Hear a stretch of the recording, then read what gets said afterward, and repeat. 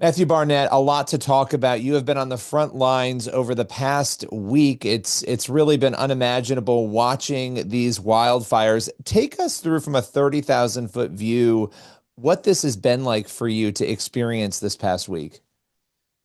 It's been the most transformational era of my entire life. When advisory went out, we were evacuated, and we've been evacuated most of the time. I think I had one day to go back where I was actually able to come back to my house to get a shower with the police allowing me to go in. It's just crazy to see all that was taking place as I was really next to it, my house.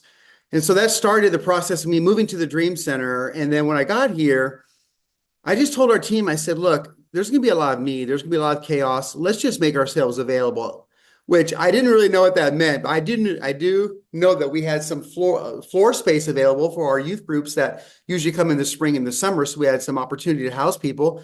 So let's just house everybody on that floor who wants to come. And then I said, how much food do we have? And they said, well, we have a day's worth of food. And I said, well, let's just throw everything out there and just start serving people, see what happens. And then the first day it was kind of mild. And then when we got to Wednesday, it turned into the most unbelievable experience as thousands of people were coming through that line. I mean, literally just thousands. And we opened the line at 9. We said we're going to close at sundown, and then that didn't work. So we just kept it going until 7 p.m. And so ever since then, we're in that first phase of responding, and it's been 9 a.m. to 7 p.m. And on one day, we had 1,200 volunteers show up on our blacktop, and we were able to mobilize every single one of them. And Wow. LA was rallying like I've never seen before. And we're still doing it today. We're feeding people, they're coming through the line, and we're learning a lot about what they've lost. We've done three $5,000 checks we're able to give away to families that we knew of who are directly impacted by this. So it's just one of those things where you step out and you go and you use what you have, you learn along the way, and then the need begins to draw you towards the plan. And that's the way it's always been at the Dream Center. Yeah, I mean, the Dream Center is no stranger to helping people in need, housing people, assisting people, guiding people, spiritually meeting physical needs.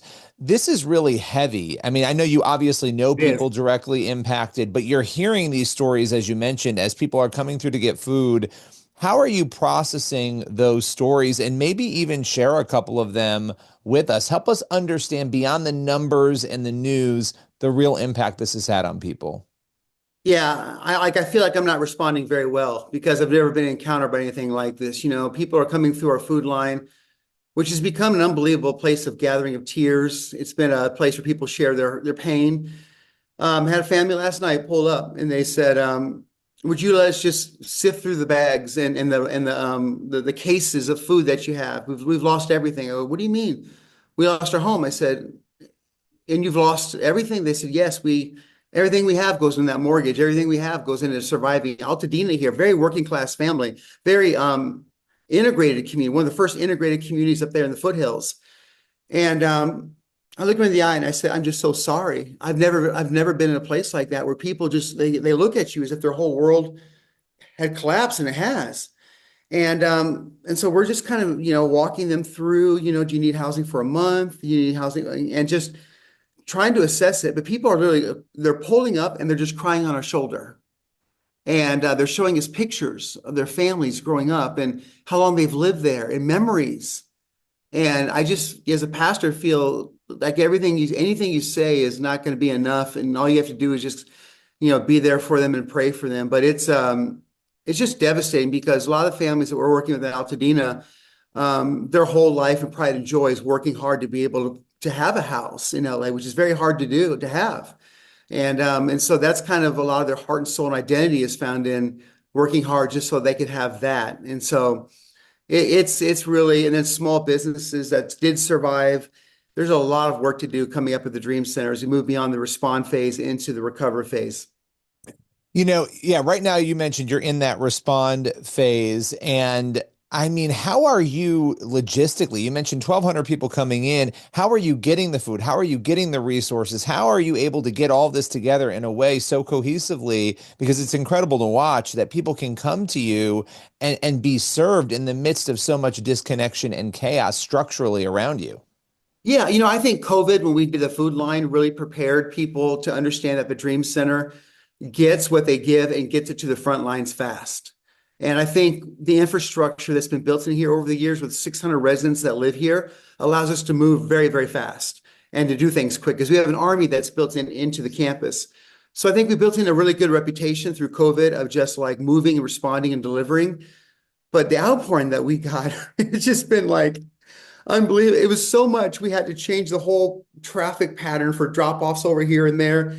And at one time, we had drop-offs that were coming up every 10 minutes all the way till midnight. Wow. And Andrew, Chef Gruel over there in Huntington Beach, man, he's going nuts. He's bringing 8 or 9 deliveries a day. He's showing up at 11 o'clock and he's bringing lobster rolls for our staff that worked hard all night long. And I think one of the great needs in a crisis like this too, I feel like Jim Carrey in that movie Yes Man, where he had where he said yes to everything. That's kind of our vision is to say yes to everything because we're going to need it going forward. We're going to use it going forward. And there's something that is coming alive, like there's different actors. We've had Christina Aguilera and JoJo Siwa and sending me messages, private messages saying, "Hey, what can I do to serve, and how can I bring awareness?" And Snoop Dogg put it on his page. I've never even met Snoop Dogg, and he put it right there on his front page. Go get behind the Dream Center. So it's LA is looking for someone who's ready to jump and leap and to get behind. And I think it's great during a crisis like this. People can look back over their lives and say, when we went through a crisis, the church was there. So many times they say the opposite, but I always want people to know that we were there in hard times. And you bring me to something there that I think we can't avoid talking about, and that's the spiritual dimension, right? Because it all goes together. People need the physical needs right now, right? They've lost their homes, they don't have food, they need the things that you're providing. The spiritual side of this as well. What are you seeing happen there? Because events like this raise a lot of questions. Why, God? Why did you allow this? And I know this is longer than we can get into today, but talk a little bit about the spiritual needs you're seeing and how those are being met. I see a lot of it being met in two different ways. Number one, the volunteers who work there. I mean, this is a community we have never seen before. I mean, it's every type of demographic you could imagine in a city like this is coming together to serve. And as people are working 10 hours a day so joyfully, and I'm talking to them as they're serving and sorting out, we'll play worship music and then we'll play like a pop song. They'll be like, "I like the song. I never heard it before. What is it?" And then we're just talking about God while we're working together with this whole new community. And as people going through the line, the greatest question you can ask is, "Can I pray for you?" And everybody wants prayer. And it really is kind of a revival in action where people just want to know that God is there. And Mhm. but I'm really seeing it in a very unusual way through a lot of the volunteers rubbing shoulders all day long and Yeah. asking questions about like, why do you do what you guys do? And one guy heard a worship song for the first time with a loudspeaker as he was working. And he came from the West Hollywood area. And he's like, "I like this song. Is this a new song?" I go, "No, it's just a Christian song. It's been out like 20 years, and but everything feels new to so many people and it's so exciting. And LA's lonely. There's a lot of people that will go through the line just to be prayed for now. We helped them, we served them, and one person just drove through the other day and said, "I just want to be around the positive energy, and so it's just it really is a gathering place. It's a revival place. It's a place where people are being told about Christ. It's a place of people being prayed for, and it really reminds me of an Acts 29 type of church in action.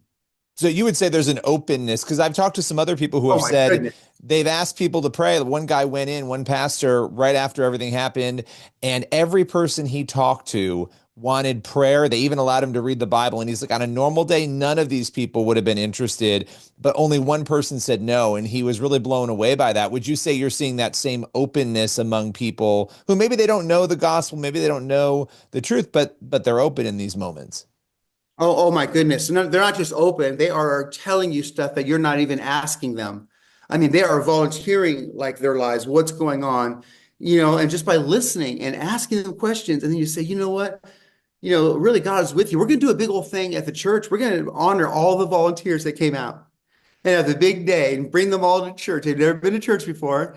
and then we're going to share the gospel and just have them there and love on them, tell them we're thankful for what you've done, and get them into a church for the first time. And that's the way to really engage this community. Serving is the greatest way to engage people that do not know the Lord, because everybody can rally around that. Everybody can get behind the fact that the gospel inspires you to do great things and to love people in practical ways. And it's an unbelievable open door to be able to share why you do it and what inspires you to make that change. And you guys are doing that so beautifully. Now, a lot of people are watching or hearing this. As a final question, how can they help you? How can people come alongside the Dream Center in the midst of what is going on there? Well, they can certainly go to dreamcenter.org, and help us. We've taken on and donate. We've had 180 different residents now that we've added to our campus. Many of them will be here long term. So that's a big issue for us. I mean, you have that many bodies on your campus. You go from 6 to 780 overnight, and that's like a huge jump in what it takes to keep the Dream Center going. But we're also going to go one-on-one. We have 100 families we're working with right now to rebuild their lives in very specific ways. So that's the thing about the Dream Center, man. We walk this out long term, and so that would be a great help to us to be able to support in any way and donate in any way, because everything that we've ever done, we were the last to leave COVID, we were the last to leave, and everything. We'll be the ones that will see this through all the way to the end. Well, I so appreciate you taking the time. You guys are feeding, you are clothing, you are housing, and you're doing much more. And people can head over to your website if they want to take part. Thanks for taking time today. What a joy to be with you. You've always been on the front lines every time. Thank you.